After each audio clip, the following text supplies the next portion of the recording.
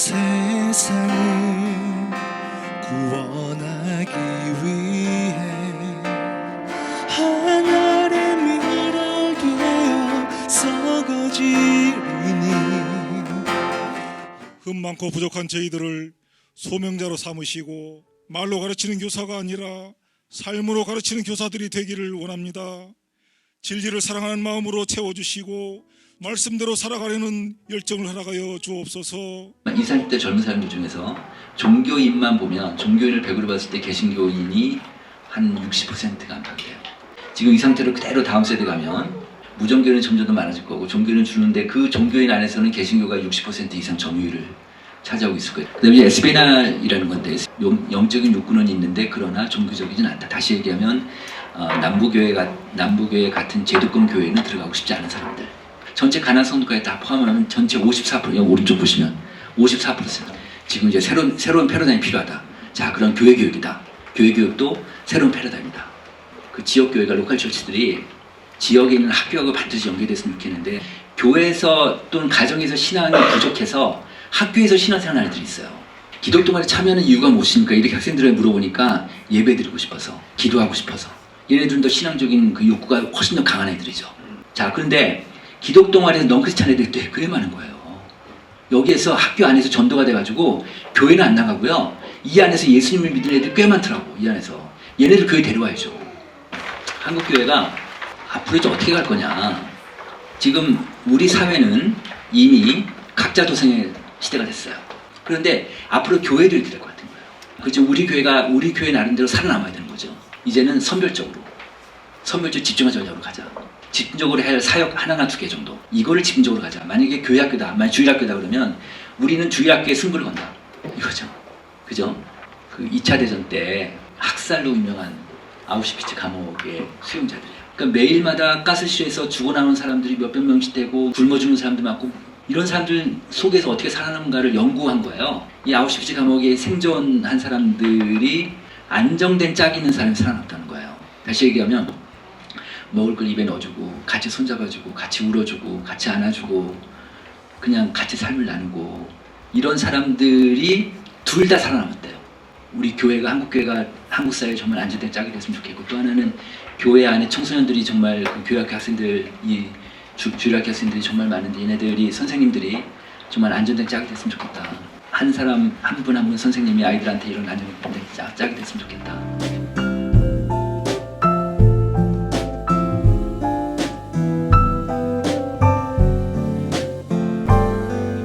아무것도 하지 않는 평범한 일상보다 도전하고 추구하는 놀라운 눈부심이 있고 결단과 헌신이 있을 때 실수는 할 수 있습니다. 또는 실패할 수도 있어요. 그러나 눈부시고 탁월한 일들은 창조적 역사와 정신 속에서 일어나기 때문에 여러분 도전에 두려워하지 않기를 예수님의 이름으로 축복합니다. 그 과거적 답이든 현재적 답이든 다 끌어당겨가지고 답을 찾아야 되겠죠. 사회적 범주 안에서 계속해서 만나는 집단에게 인간은 가장 큰 영향력을 받는다. 즉 아이들은 아이들에게 영향을 받는다. 이게 양육가설의 원리예요. 피를 나눈 사이지만 신앙도 연결도 안 돼, 대화도 연결도 안 돼, 여러 연결이 안 되니까 연결이 안 된 아이와 부모는 아무 연결점이 없기 때문에 뭐예요? 대화를 가질 수가 없는 거예요. 한 사람 한 사람이 모여서 네트워크가 돼서 함께 이루는 공동체 사역이 안 되면 절대 그 공동체는 바뀌지 않습니다. 저는 어린이 전도가 왜 중요한지에 대해서 준비를 했습니다. 조지 바나 자료에 의하면 14세 이전에 예수 그리스도를 구주로 영접한 사람이 그 이후에 즉 14세 이후에 영접하게 될 확률이 매우 낮은 것으로 나타났다고 합니다. 그러면 누가 어떻게 예수 그리스도를 어린이에게 인도할 수 있는가, 전도할 수 있는가에 대해서 볼 텐데요. 학교 앞 전도는 어떻게 하는가? 학교 앞 100m에서 떨어진 곳에서 이게 중요해요. 매주 정한 시간에 정한 장소에서 어린이들에게 여러 가지를 활용해서 여러 가지 복음 메시지 도구들을 활용해서 전도할 수 있습니다.